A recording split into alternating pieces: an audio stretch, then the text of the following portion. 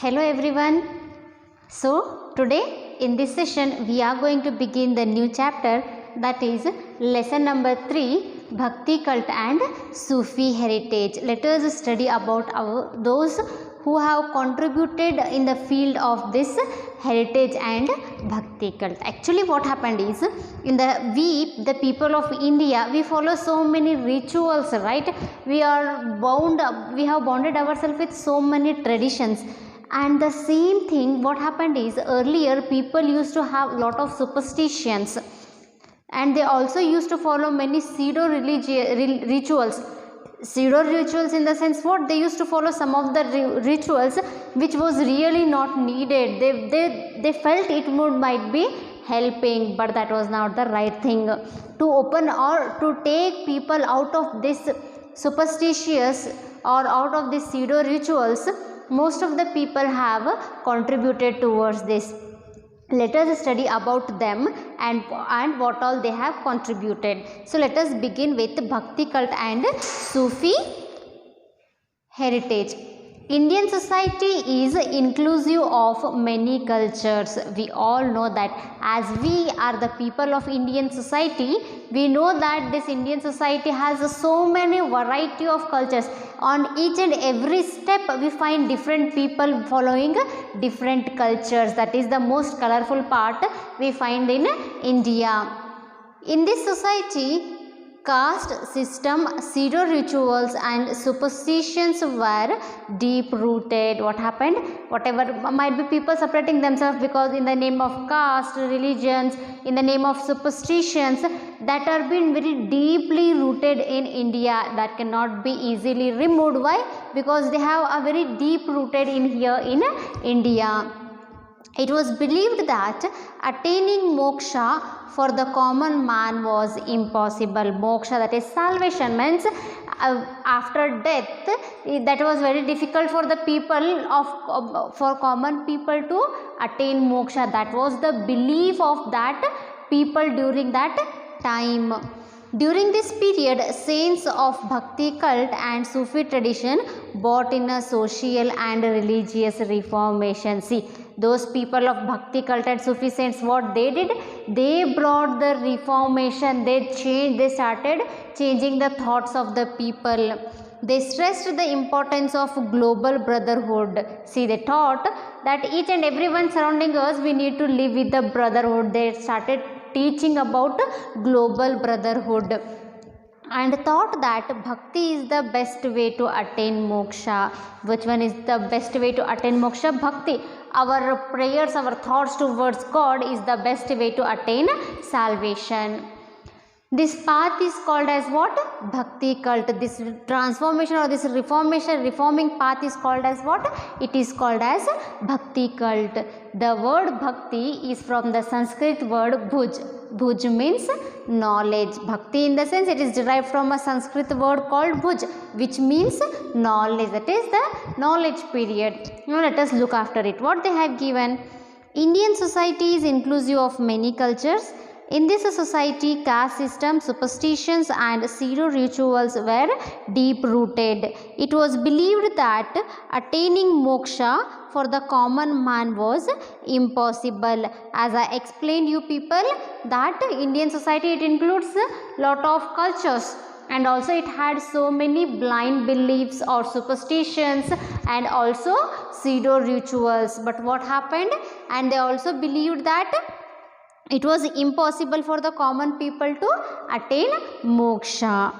The medieval society was under the impression that the common people were not eligible for such a destiny. See, the people of medieval society, they believed that these common people, they are not eligible. They will not be considered to attain moksha. During this period, saints of Bhakti cult and Sufi tradition brought in a social and religious reformation. Then what started was a reformation. By whom? By the saints of Bhakti cult and Sufi tradition. They started bringing the reformation. They stressed the importance of global brotherhood and thought that bhakti is the best way to attain moksha. What they started preaching or what they started teaching? they started spreading global brotherhood, and they started teaching that bhakti is the best way to attain moksha, or what we call as salvation. This path is called bhakti cult. The transformation, the reformation, this path is called as what? Bhakti cult. The word bhakti is from the Sanskrit word bhuj. Bhuj means knowledge. Now let us study about gist of bhakti cult. Gist of bhakti cult means what were the actions taken during the period of that bhakti cult, or what were the ways, paths taken during this bhakti cult. Bhakti cult condemned discrimination. It preached equality. See, Bhakti cult, it disapproved. It did not approve towards the discrimination. They asked the people to stop the discrimination with caste, religion, people, or the place we are. They disapproved this discrimination. It preached equality. It started spreading, or it started teaching equality among the people, that is to develop the brotherhood among the people. The saints of the Bhakti cult opposed and condemned superstitious practices. See, the saints of Bhakti cult, what they did? They did not favor, or they said that the people should stop these superstitious practices. They were not approving for these superstition practices. How they started doing that? They started providing knowledge to the people. By providing the knowledge to the people, they started this transformation. They undertook the task of uniting the hearts of people. See, what they did? They started uniting the hearts of people, because earlier people were discriminating, people were divided depending on their caste, depending upon the religion they follow, and depending upon the places they live. So what these Bhakti saints, or what they started doing? They started uniting people. According to Sufi saints, dharma is love and service to mankind. See, what actually the religion is, or what actually dharma is according to the Sufi saints? It is love and service towards the mankind. If one shows love towards the mankind, or if one serves for mankind, that is the best bhakti, or that is the best dharma we show, we being as human beings. God is one, not many, they preached. They also started telling that God is only one. There are no many gods. There is only one God. They started teaching this to the people. Now let us study about Bhakti heritage in South India. How that heritage went on. Let us first begin with Andal. What is her name? Let us first begin with Andal. Actually, she was an adopted daughter of Vishnu Chitta. Who is Vishnu Chitta? He actually, what is happened is, Vishnu Chitta, he was a devotee of Krishna. His father used to make this flower and give it to the Krishna temple. And that Andal, she was adopted by Vishnu Chitta. Andal's original name was Goda Devi. What was the actual name of Andal? It was Goda Devi. Now let us study few things about her. What it is given? Andal. Andal is one among the 12 alvars of Vishnu devotees. See, Andal, who is she? She is one among the 12 alvars of Vishnu devotees. That is Vishnu, there were 12 Vishnu devotees, right? Among them she is one of Tamil Nadu. She was an adopted daughter of Vishnu Chitta. Means Vishnu Chitta has adopted Andal. Vishnu Chitta was an alvar who was also called Periyalvar. See, Vishnu Chitta, he was also called as what? Periyalvar. Andal's original name was Goda Devi. As I said before, Andal's original name was Goda Devi. They were devotees of Krishna. Who were they actually? They were the devotees of God Krishna. Her father was making flower garlands and offering it to the Krishna temple of Sri Viliputtur. See, actually Andal's father, he was a devotee of Krishna. He made flower garlands and offered it to the Krishna temple of Sri Viliputtur.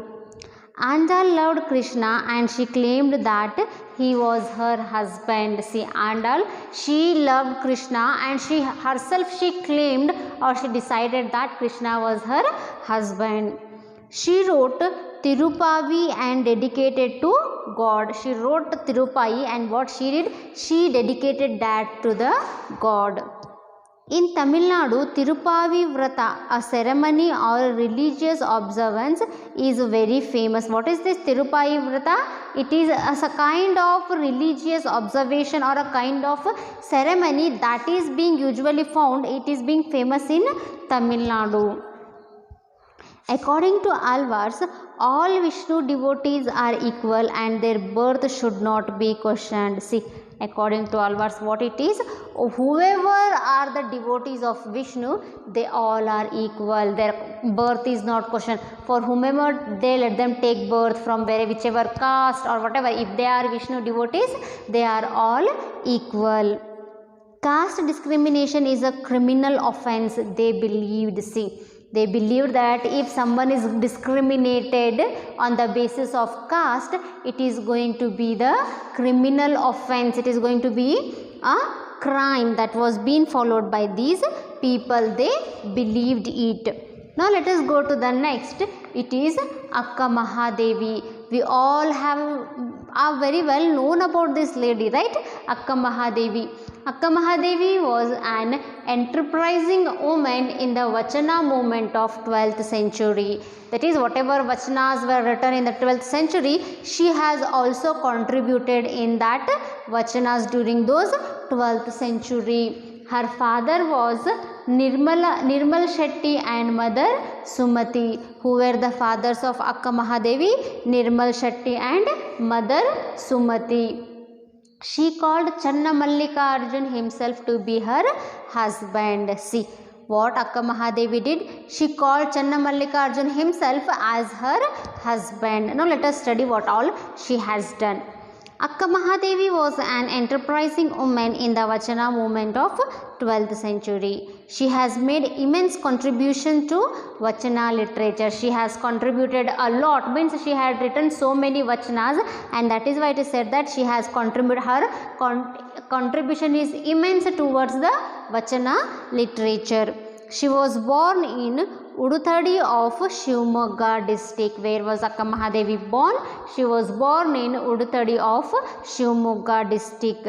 Her father was Nirmal Shetty and mother Sumati. Akka immersed in Shiva Bhakti since her childhood. See, Akka Mahadevi, she immersed herself, she involved herself in the Bhakti of Shiva since her childhood. She claimed Channa Mallikarjun himself to be her husband. Her parents forcibly got her married to King Kaushik. She found it, see what happened actually, she decided herself that Channa Mallikarjun was her husband, but the parents of Akka Mahadevi, they forcefully married to the king of Kaushik. She found it a hindrance to her service to Guru Linga Jangama, so she left the palace. She started feeling it as an obstruction, as a delay towards her God, her Guru, her Linga and Jangama. So what she finally decided?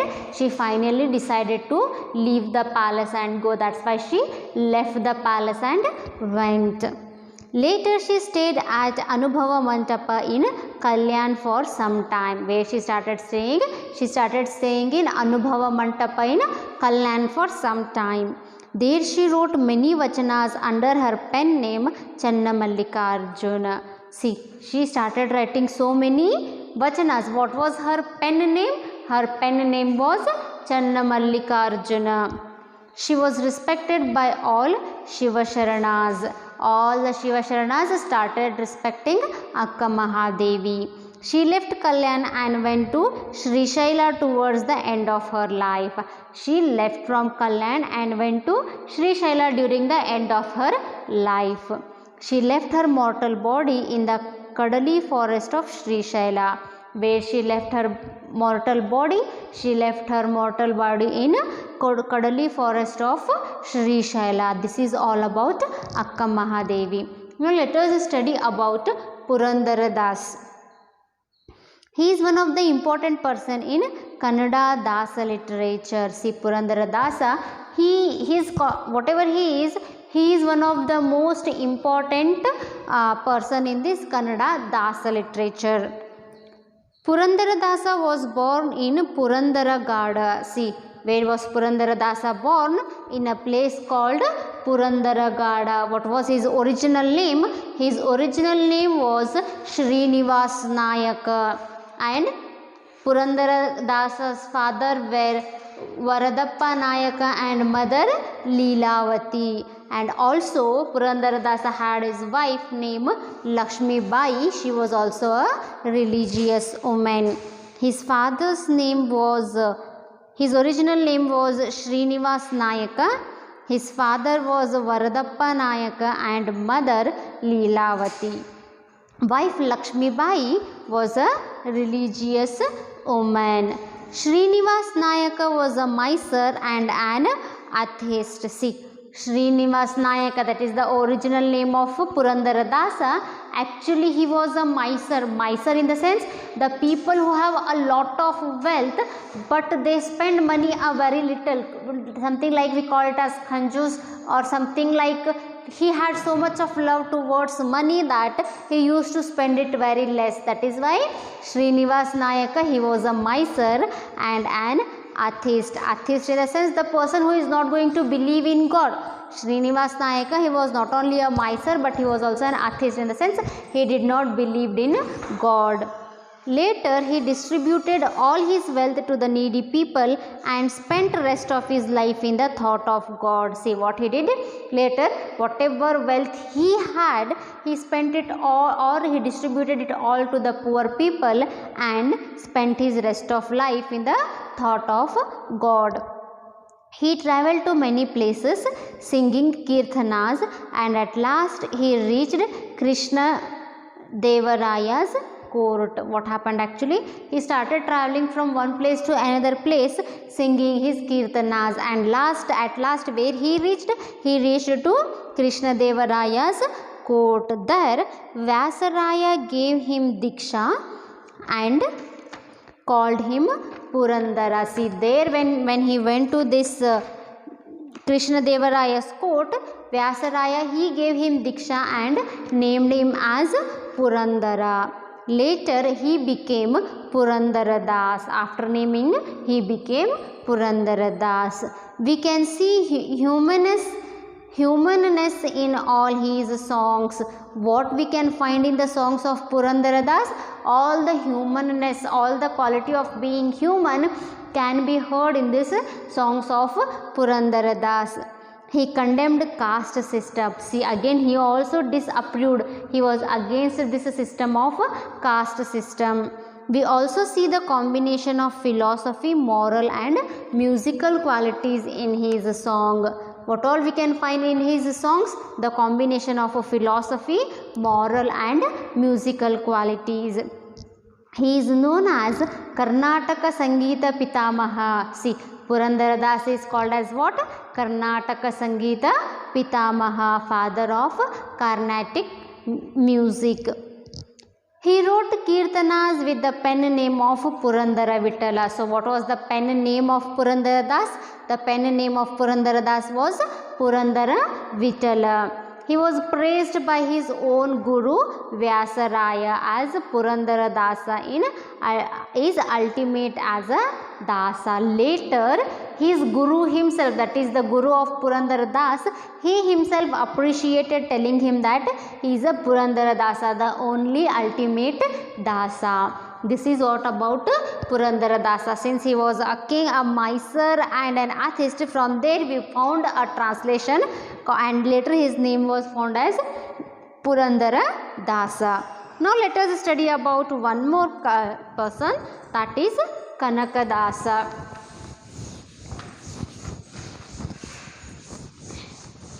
We studied about Andal, we studied about Akka Mahadevi, and we study about Purandara Das. Now let us study about Kanaka Dasa. A small story is very much famous about Kanaka Dasa, right? We all know it. Wherever something called as Kanakana Kindi and all. That story is very much related to this. Let us study what actually it is. Now we are going to study about Kanakadasa.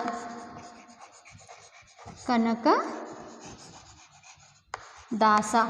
When did he live? From 1508 to 1606 CE. That is, Kanakadasa lived from 1508 to 1606 CE. Kanakadasa is one of the famous Kirtanakaras of Dasa literature. See, Kanakadasa, what is actually famous Kirtanakara of this Dasa literature? He was born about 1508 CE at Bada village of Bankapur Taluk in Haveri district. Where was Kanakadasa born? In 1508 CE at Bada village of Bankapur Taluk in Haveri district. Birappa and Bachamma were his parents. Who were his parents? Birappa. Birappa and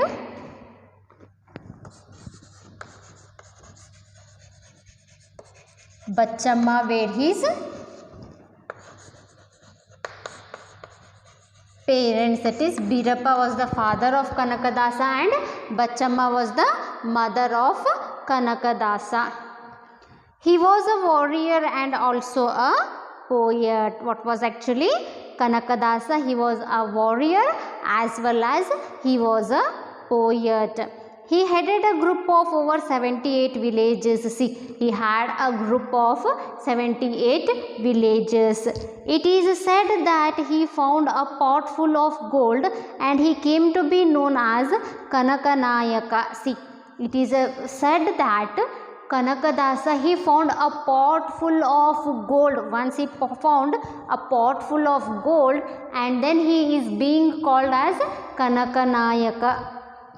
He renounced worldly things and became a disciple of Vyasaraya. See, later he just gave up all the worldly things and became the disciple, became the follower of Vyasaraya.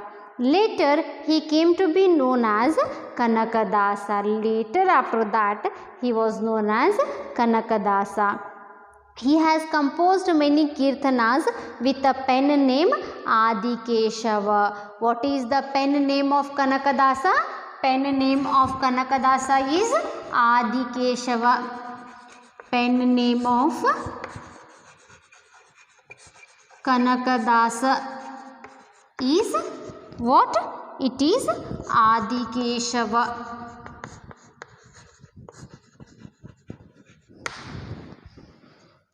Adikeshava was his personal god. Then who was Adikeshava? Adikeshava was the personal god of Kanakadasa.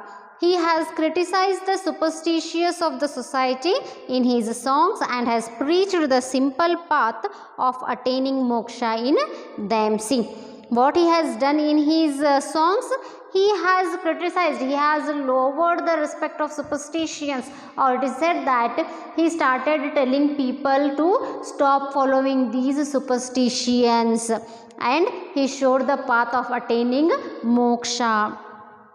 He has also criticized caste system in his songs. Means he has also shown his disapproval. He has also showed his that he is against this caste discrimination in his songs. Kanakana Kindi. The priest of Udupi temple stops Kanaka from entering the temple. It is said that Lord Krishna, pleased by his devotion, turned his face towards west for Kanaka. This was named as Kanakana Kindi. Kanakadasa wrote Haribhakti Sara, Nala Charitre, Ramadhyana Charite, Mohana Tarangini. See, we all know this story very well, right? In the temple of Udupi, once what happened, Kanakadasa, he was not allowed to enter into the temple because he belonged to the lower caste. That is why the people did not allow him to enter the temple. But God, Krishna, he himself was pleased by the devotion of Kanakadasa. That is why he himself turned his face towards the west, and that a small hole that is still called as Kanakanakindi. Actually, then Kanakadasa, he has wrote many things, many like Hari Bhakti Sara he has written, Nala Charite he has written, Rama Dhyana Charite, the Shatpati epics it is, and then Mohana Tarangi. This is all written by Purandara Dasa. Now let us study about Shishnala Sharif. Study about whom? Shishnala Sharif. We have seen so many, heard so many songs, and then we have also seen serials regarding this, right? Let us study now. Shishnala Sharifa is the first Kannada Muslim mystic poet. See, he is the first Kannada Muslim mystic poet. Who is he? Shishnala Sharifa. He is known as Kabira of Karnataka. Shishnala Sharif, how he is known? He is known as Kabira of Karnataka. He was born in 1819 CE at Shishnal. Where was he born? He was born, when he was born? He was born in 1890 CE. At which place? At Shishnal. Who were his parents? His parents were Imam Sahib and mother Hajamma. Who were his parents? His parents were Imam Sahib. Father is Imam Sahib and mother Hajamma. They were the parents of Shishnala Sharif. He studied both Hindu and Islamic religion in his childhood. See, Shishnala Sharif, he has studied both Hindu as well as Islamic religion in his childhood. Later he passed his Mulki exams and served as teacher for some time. So what actually he did? He passed his Mulki exam and he served as a teacher for some time. He took Diksha from Govinda Bhatta and wrote many Tattvapadas. See, Shishnala Sharifa, he took Diksha from whom? He took Diksha from Govinda Bhatta and he wrote many Tattvapadas. In his poem, one can find Reva, that is Moharram words. Among those songs, Kalaga Pada, Dharmika Niti Pada, Alavi Pada, Sawal Jawab Pada are famous. Among his poems, these are his few famous poems. We can see his grave in Shishnala. If you go to that place, Shishnala, we can still find his grave.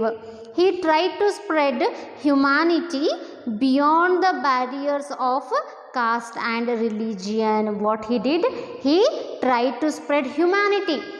On beyond what? He did not limited his humanity only to the people of certain religion. He spread humanity beyond the barriers of caste and religion. Caste and religion did not stop him showing humanity to any kind of people. It might be Hindu, Muslim or whatever. He showed humanity to the people of all caste and all religion.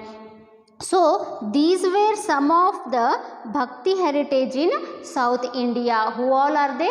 They are Andal, Akka Mahadevi, Purandara Das, Kanakadasa and Shishnala Sharif. I hope students you all have understood about them. So, keep studying, stay safe, eat healthy and stay safe. Thank you.